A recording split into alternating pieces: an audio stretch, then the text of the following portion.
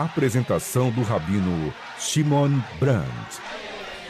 Boa noite a todos. Mais uma vez nós estamos aqui compartilhando pérolas da sabedoria milenar do judaísmo, particularmente a mística judaica, a Kabbalah, os segredos cabalísticos dos diversos assuntos apresentados na nossa sabedoria, na nossa tradição milenar. Nós vamos começar hoje com o tema Segredos Cabalísticos da Profecia, mas antes de darmos início, o Yaakov vai lembrar os telefones para contatos, perguntas, etc. Os telefones do ouvinte são 3171-0221, 3171-0221, 3262-4490, 3262-4490. E o grupo de WhatsApp para os estudos e dúvidas é o 11, São Paulo, 97952-2072, 97952-2072. Há uma ideia bem interessante no comecinho da Torá, no Gênesis, na criação do universo, está escrito Bereshit bara Elohim, no início, no princípio criou Deus, mas o nome usado no texto, expresso no texto, é Elohim, que é o nome ligado à natureza e ao mesmo tempo à severidade e ao atributo da justiça de Deus. Mais para frente, na sequência do texto, aparece o nome Hashem Elohim.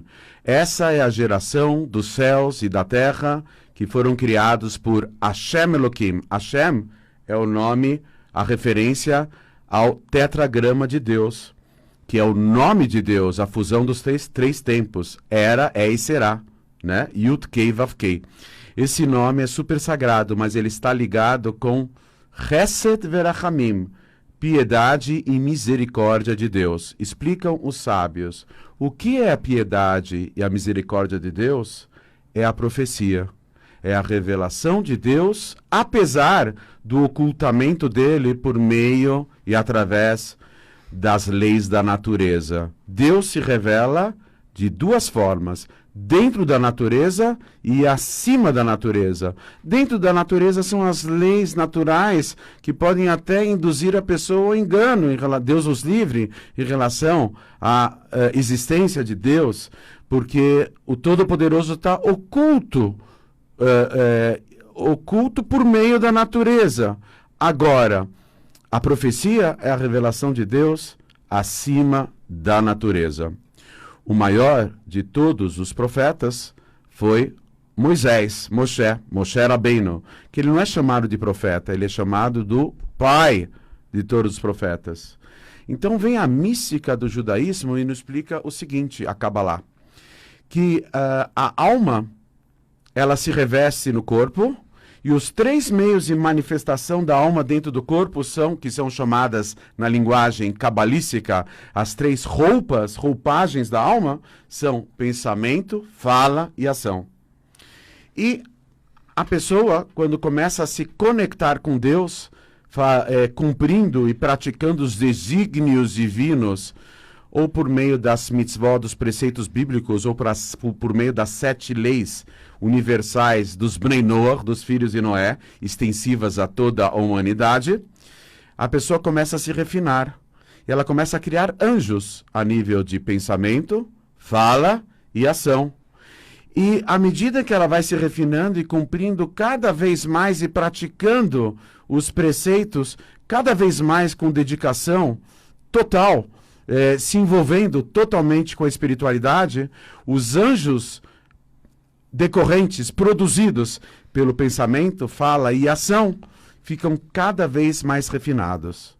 Até que chega um momento que a pessoa cria anjos tão refinados, que eles formam uma ponte de comunicação com a própria pessoa que os criou, que os gerou. Essa ponte de comunicação é chamada ou de profecia ou de inspiração divina. Os textos do Arizal Rabbi Yitzhak Luria, o grande cabalista, nos explicam de que existem 3 formas de revelação de Deus, que na linguagem cabalística são chamadas de fala, voz e hálito. De novo, fala, dibur, voz ou som, kol, e hálito é hevel. Essas 3 formas de manifestação de Deus na comunicação com o ser humano, as 2 primeiras são mais elevadas, elas são chamadas de profecia, e a última, que são a fala e a voz. São processos cabalísticos dentro da alma da pessoa, com resgate de aspectos elevadíssimos dentro da alma da pessoa, que fazem surtir a revelação de Deus. O terceiro, que é chamado Hevel, hálito, é a inspiração divina. Como dissemos, o maior expoente, a maior obra de profecia de todos os tempos é o Pentateuco. Quando o Brasil ganhou o pentacampeonato em 2002, eu falei, olha, nós judeus, nós temos o penta há milhares de anos. O Pentateuco, na verdade, a lei de Moisés, os 5 livros, chamados em hebraico de Humash. Deus falou com Moshe, com Moisés, face a face. Vamos tomar cuidado, Deus não tem face, não tem semblante, não tem corpo, ele não tem tamanho porque ele é infinito. Mas a proximidade era algo comparável com a proximidade de uma pessoa falando com a outra bem na sua frente. Moshe foi o maior expoente da profecia. Agora, a maior obra de inspiração divina de todos os tempos é o Tehillim, que é os Salmos do rei David. Os Salmos é a maior obra de inspiração divina. Quando eu falo em profecia e inspiração divina, esses textos acabam revelando altos segredos dos mundos espirituais, nas combinações a partir da gimátria, numerologia, e da similaridade de palavras, numa dinâmica de cada vez maior abstração, uma vez que os mundos espirituais eles estão ligados com a experiência extracorporal, eles são adimensionais, estão acima do tempo, do espaço, da matéria, e o espírito cada vez mais refinado. Então, a maior obra de profecia é a Torá, o Pentateuco, a lei de Moisés, e a maior obra de inspiração divina é o Tehillim, os Salmos. 70% das orações diárias do Sidur, do livro de orações, no povo de Israel, é composto de Salmos. Ele é extremamente elevado. Moshe, o maior profeta, e o rei David, o maior inspirado por Deus. E Deus escolheu como descendente direto do rei David o Mashiach, o maior líder de todos os tempos, que está prestes a se revelar. Então essas são as 3 almas na concepção judaica, mística, racídica e cabalística, as 3 almas mais poderosas de todos os tempos. Moshe, David e o próprio Mashiach. Mashiach significa em hebraico ungido, que vai ser descendente direto do rei David. Está escrito em relação a Mashiach que ele vai ter o duplo aspecto. Ele vai ser tanto inspirado por Deus, como ele vai ter a profecia divina. E ele vai ser próximo em profecia de Moshe. Há aqueles que interpretam que ele vai ser quase tão profético como Moshe. Deus vai falar com ele como falava com Moshe. E tem uma outra ideia que ele vai até ultrapassar Moshe, mas vai estar próximo de Moshe. A profecia vai estar presente na época futura, que deverá se revelar iminentemente nas palavras do líder máximo da nossa geração, o Rebbe de Lubavitch. Nós somos a última geração do exílio e a primeira geração da redenção. E com atos de bondade e solidariedade humana, nós haveremos agilizar ao máximo o processo irreversível da revelação do Mashiach e da tão almejada redenção. Há uma ideia que futuramente, subsequentemente à revelação de Mashiach, particularmente com a ressurreição, onde nossos entes queridos voltarão nos mesmos corpos e haverá a quebra do ciclo da reencarnação com a ressurreição. Então, Deus vai se revelar no mundo, mas não conseguimos nem imaginar, porque Deus não tem cara e nem corpo. Mas nós vamos sentir a presença divina com maior intensidade do que a claridade do dia. O rei David, ele fala nos Salmos, Mipsari ereze Eloká, da minha carne, da minha pele, do meu corpo verei Deus. Ou seja, futuramente a revelação de Deus não vai envolver só aspectos dos sentidos como a visão, a audição. O próprio corpo de cada indivíduo, de cada ser humano, verá, entre aspas, Deus. E aí, então, toda a humanidade vai adquirir o aspecto da profecia, porque todos os seres humanos, futuramente, em dados momentos, poderão se comunicar abertamente com o autor de toda essa obra, que é o universo físico, cósmico e os infinitos mundos espirituais. O autor dessa obra vai se revelar com a grande novidade: a obra não será ofuscada pela presença de Deus. E todos nós teremos a oportunidade de uma comunicação mais intensa com o Criador do universo, da realidade maior, o Criador do mundo, o Todo-Poderoso, se Deus quiser. Rabino, uma curiosidade. Por que quando você lê no Tanakh, os profetas eram tão diferentes de todo o povo?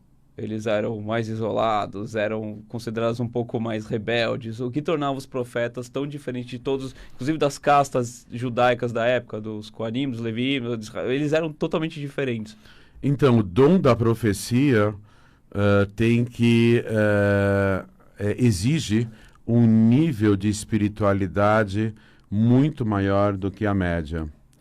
Os profetas da Bíblia, do Tanakh, eles eram diferentes de Moshe. Um profeta, quando ele tinha a visão profética, ele caía no chão, ele entrava num sono profundo, ele sentia a necessidade de se desfazer de suas vestes, e ele ficava caído, adormecido no chão, e quando ele acordava, ele tinha a sensação de que uma locomotiva passou por cima dele. Tão fraco que ele ficava por conta da profecia. Esses eram os profetas. Agora, o pai de todos os profetas, que era Moshe, ele não caía, ele não dormia para falar com Deus, ele não precisava se desfazer de suas vestes, ele falava com Deus de olhos abertos, e em nenhum momento ele tinha uma sensação de fraqueza. Na verdade, vem o Talmud e diz que o número de profetas do povo de Israel na antiguidade, no reino de Israel, era 2 vezes o número de judeus que saíram do Egito. Eram milhões. Só que as profecias, elas se concretizavam num intervalo de tempo, de horas, de dias. Não eram profecias importantes. Aquelas que foram sobre inspiração profética, aquelas que foram registradas e catalogadas e sistematizadas nessa obra milenar que é profética, que é a Bíblia, o Tanakh, somente as profecias no intervalo de médio ou longo prazo, e profecias importantes, não que envolviam aspectos triviais do dia a dia, mas profecias que envolviam o destino coletivo de todo o povo de Israel e, por extensão, de toda a humanidade. Então, não é que os profetas eles eram excêntricos, mas que eles tinham um nível de sensibilidade e de espiritualidade totalmente diferente da média, que naturalmente os fazia serem pessoas diferentes. Rabino, a Cristina pergunta. Vamos atender a pergunta. Ok. Pois não, boa noite. Alô, boa noite, tudo bem? Com quem estou tendo a honra de falar? Luiz Henrique. Pois não, Luiz Henrique, muito prazer. O prazer é todo meu. Eu gostaria assim de saber, Rabino, porque a maioria das pessoas, principalmente no Brasil, estamos assim, cheios de crenças errôneas que vêm desde a infância, né? Sim. Aí eu gostaria de saber como que a gente pode fazer, de que maneira a gente pode agir para tirar essas crenças errôneas do subconsciente, da mente, e entrar em sintonia com o Deus Criador, né? Sim, então uma excelente pergunta, vamos tentar esclarecê-la. Muito obrigado, vou ouvir pelo rádio. Sim. É o seguinte, o Rambam Maimônides, o maior rabino legislador dos últimos 1000 anos, nas leis dos reis e de suas guerras, e que ele vai falar sobre o Mashiach, ele fala que tanto o cristianismo como o islamismo, o cristianismo ainda com o seu viés de idolatria, na verdade eles começam a revelar a fonte bíblica de Israel, a própria Torá, mesmo que indiretamente. Vamos lembrar de uma passagem da Torá, que quando o povo de Israel saiu do Egito, além de 3 a 4 milhões de judeus, entre homens, mulheres e crianças, a Torá fala em 600 mil homens somente da idade de 20 a 60 anos, fora a tribo de Levi. Mas contabilizando era entre 3 e 4 milhões. Ao lado desses 3 ou 4 milhões de judeus, saíram do Egito também mais alguns milhões de não-judeus, e que as águas do mar, quando foram abertas, não se fecharam em cima desses outros milhões que não eram judeus. Só se fecharam em cima dos perseguidores, que eram os egípcios. A pergunta é, por que eles mereceram sair do Egito e por que eles mereceram que milagres fossem revelados também para esses milhões de outras pessoas, que originalmente eram idólatras? Porque o que pesa no destino de uma pessoa não é somente a sua ideologia. O que pesa na vida de uma pessoa é o seu bom coração. Deus é um Deus justo, que não cobra o impossível de suas criaturas. Se a maioria das pessoas já nasceram no ambiente idólatra, é claro que Deus não vai exigir algo diferente. Deus dá um desconto. Ele consegue pensar o aspecto circunstancial na vida, ele consegue contemplar somente a essência maior da alma de cada indivíduo. Por que esses milhões de pessoas conseguiram sair do Egito e foram salvos milagrosamente? Porque no último instante, o bom coração falou mais forte. Eles mudaram de time. Para se acreditar em Deus, é o suficiente um instante para a pessoa mudar radicalmente as suas ideias e as suas concepções. E o que ajuda nessa transformação instantânea é o bom coração. Eu poderia dizer com uma margem de segurança que a maior parte da humanidade tem um bom coração. Quando começar a se desencadear a era de Mashiach, o verdadeiro Mashiach, bilhões de pessoas vão mudar de time e vão aderir ao monoteísmo numa questão de instantes. E o que vai ser decisivo nessa transformação tão rápida e repentina? O bom coração. Quem não tiver um bom coração, aí é uma outra consideração. Mas o bom coração faz uma diferença enorme. Os brasileiros, 210, 211 milhões de brasileiros, eles são caracterizados de uma forma geral por um bom coração. Podem ter seus probleminhas, o bom coração faz uma grande diferença. Todos os idólatras são monoteístas em potencial. Legal. Rabino, tem uma pergunta do Rogério. O que pode falar sobre a escola de profetas de Eliseu? Eliseu, que é chamado Elishá, ele foi discípulo do profeta Elial. Elial é um profeta diferente. Era um ser humano que retroativamente revelou ser não de uma alma humana, mas sim de uma alma angelical. Ele entrou nos mundos adimensionais com o corpo e tudo. Poucas pessoas tiveram esse privilégio. Elial Navi oficialmente fez 7 grandes milagres que são notificados. Elishá, em certos aspectos, ele foi abençoado pelo seu mestre, ele conseguiu fazer o dobro. 14 gigantescos milagres. Em alguns aspectos, Elial era maior, em outros aspectos, Eliseu, era ainda maior e suplantou seu próprio mestre, Elial Hanavi. Temos uma pergunta. Por gentileza, pois não? Boa noite, Rabino. Boa noite, com quem estou tendo o mérito de falar? Eu sou a Gladys. Eu sou judia e eu queria fazer uma pergunta. Por gentileza. Os judeus estão vendo essa pandemia como um castigo para a humanidade? De forma nenhuma. Não é um castigo. Não vou entrar aqui no mérito da questão para não polemizar. Existe uma opinião oficial em relação à pandemia. Só vamos lembrar que 2,5% dos infectados morreram. E da humanidade, menos que meio milésimo da humanidade foi infectada. De qualquer forma, existe uma pandemia, mas segundo a tradição racídica, mística e cabalística, esse é um prenúncio da revelação do Mashiach. Por quê? Porque a única frase que a gente pode falar com uma certa margem de segurança é que a única conclusão que podemos tirar em relação à pandemia é que não chegamos a conclusão nenhuma.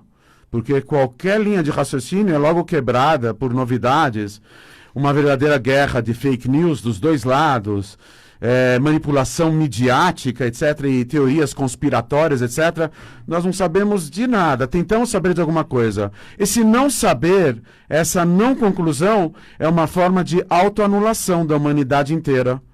A humanidade inteira, entre aspas, está sendo cacherizada, está sendo habilitada para a grande autoanulação necessária para o recebimento do Mashiach. As atenções da humanidade inteira totalmente polarizadas na pandemia, que acaba nivelando os interesses de todos os povos em torno de um único assunto, que é a cura e a saída dessa fase tão difícil, a superação. Isso, na verdade, está habilitando a humanidade inteira para uma convergência única das atenções para a revelação do Mashiach. A exemplo da saída do Êxodo, da saída do Egito, Deus teve que jogar 10 pragas para quebrar o egocentrismo da civilização faraônica que negava sistematicamente a existência de um único Deus. Hoje está ocorrendo algo similar. A humanidade inteira está sendo quebrada, posta literalmente de joelhos para se prepararem para a grande novidade com o advento da vinda do Mashiach. Essa autoanulação é necessária para recebermos o Mashiach. É um prenúncio da redenção, da vinda do justo Mashiach.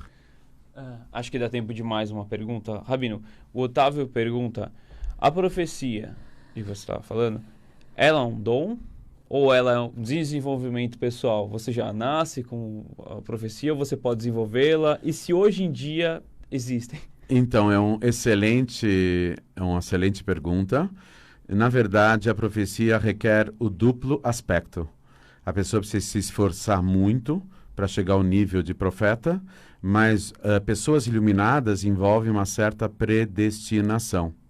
Quando foi destruído o templo, o primeiro templo, acabaram os profetas. Já no segundo templo já não havia profetas oficialmente. Mas Deus deu a entender, e isso é trazido no Talmud e também nos textos proféticos, que a profecia estaria na boca das crianças que são puras e dos diferentes, aqueles que têm desequilíbrios mentais, etc., etc., que também teriam uma espécie de profecia.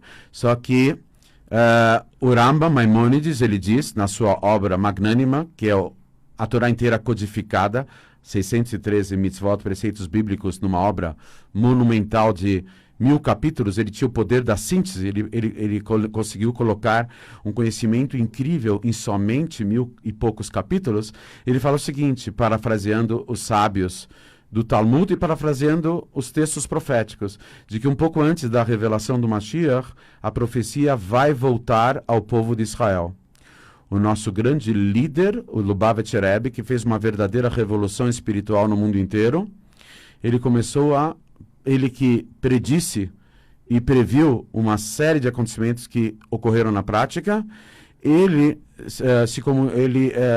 se expressou oficialmente para o mundo inteiro de que nós estamos adentrando a vinda do Mashiach. E nós acreditamos que esse anúncio, esse prenúncio do Rebbe, ele que fez uma revolução gigantesca no mundo inteiro, reaproximando o povo de Israel nos 4 ventos, 4 cantos do mundo da sua tradição, e relançando a campanha, depois de 1000 anos, dos Sheva Mitzvot Noach, das 7 leis universais dos filhos de Noé, preparando o mundo para o advento do monoteísmo generalizado. Nós acreditamos que o Rebbe, com esses anúncios, ele começa já a assumir o tom profético que já foi previsto como ressurgido um pouco antes da revelação do Mashiach. Nós temos um profeta na nossa geração, que é o líder da geração, e que haverá, no seu mérito e na sua mobilização, de desencadear a revelação do próprio Mashiach. A qualquer momento, se Deus quiser.